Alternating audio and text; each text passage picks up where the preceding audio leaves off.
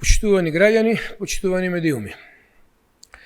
Денеска ја свикав оваа вонредна пресконференција за конечно јасно да одговорам на она што ДПМН веќе со денови го пласира во јавноста. Пред се, сакам да ви објаснам зошто го прават тоа. По изгласувањето на резолуцијата, со која наводно се брани власта од дезинформации, всушност се забранува вистината и слободата на говорот. Вакви работи правил Хитлер во времето на Третиот рајх. Темата мигранти за пари очигледно многу ги боли. Измислуваат кривични пријави, па дури се закануваат и со апсења по изгласувањето на резолуцијата. Бидејќи на сите во Македонија им е јасно дека постои таен договор, една непристојна понуда за мигранти што ветува пари, за да можат да продолжат со тендери како што се 161 тендер, 161, само да почнете да броите до 161, во вредност од 5,3 милиони евра, доделени на фирма во врска со Томовски, со неговиот телефонски број, неговиот татко и така натаму, на крај да завршат со исплата за донации во ВМРО ДПМН.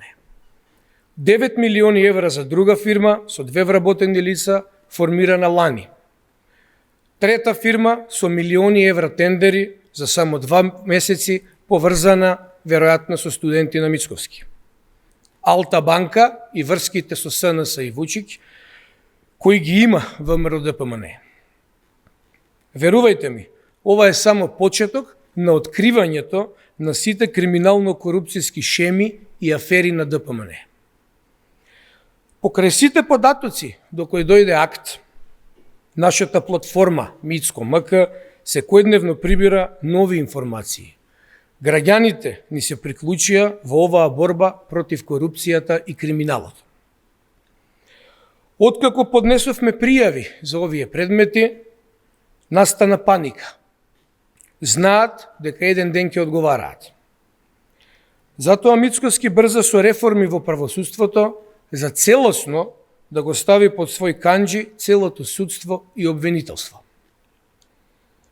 Веќе 20 дена чекаме одговор, се уште го нема. Вршат притисоци преку медиумите, а веројатно и преку своји други канали. Мицковски не може да дозволи неговиот најдобар пријател да биде обвинет, затоа што веројатно стравува дека таквите постапки ќе стигнат и до него. Ова е кристално јасно, ова и децата го гледаат. Одеднаш почнуваат да излегуваат вести за СДСМ, за наводни тендери со кои СДСМ нема никаква врска. На секоја вест ни го лепат и дуи. Ова нивното е чист дефокус. Да постоеше нешто реално, одамна ќе реагираа. Сето ова е сензационализам со цел да ги прикријат двете главни теми – мигранти за пари и забраната на слобода на говор со изгласаната резолуција по примерот на декретот од Третиот рајх. И сега да се вратам на причината поради која ве повикав. ДПМН во рамките на својата кампања Дефокус објавува мои фотографии и текстови за мене. А во сето тоа го споменува и мојот татко, кој нема апсолутно никаква врска со тоа. Следно што можам да очекувам е да ми ја таргетираат целата фамилија, сопругата, дури и децата. Оно што е важно да им го објаснам на граѓаните на Македонија е дали знаете кога првично го објавија тоа. Токму после денот, кога од оваа говорница држав пресконференција поврзана со трагедијата во Кочани. Дали сега гледате зошто го направија тоа? За да ја дефокусираат и тогаш јавноста од трагедијата за која имаат одговорност. Сетете се на изјавата на Мицковски тогаш. Ако се докаже дека обезбедувањето има врска со ДПМН, ќе поднесам оставка. И што се случи? Секако не поднесе оставка, како што не поднесе никој околу него. Тие немаат образ, а за срам никогаш не чуле.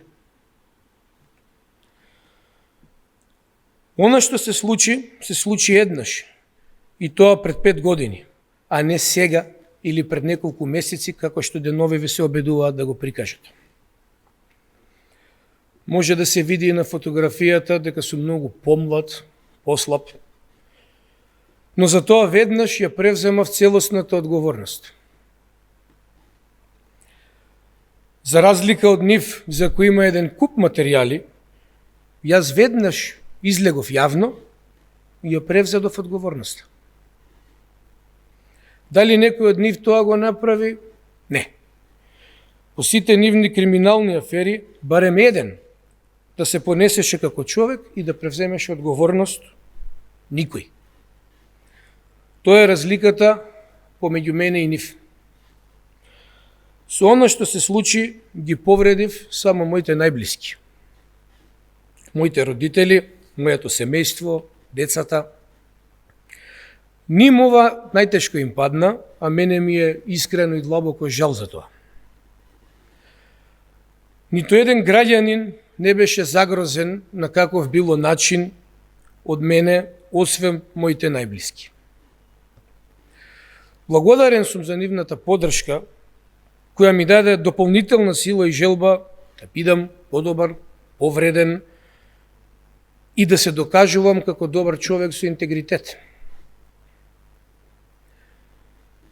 На последниот извршен одбор на СДСМ, председателот и другарите од Централниот одбор ми дадоа нова шанса за тоа што веруваат и знаат дека сум борец и дека работам за партијата деноноќно. За тоа сум им неизмерно благодарен и таа доверба нема да ја разочарам. За оваа тема зборувам последен пат. Нека тие ја повторуваат уште стотици пати. Вистината ќе победи. За крај имам порака до ДПМН. Акт ви дише во врат. Борбата започна и нема да застанеме додека не ослободиме Македонија од криминалот и корупцијата. Ви благодарам.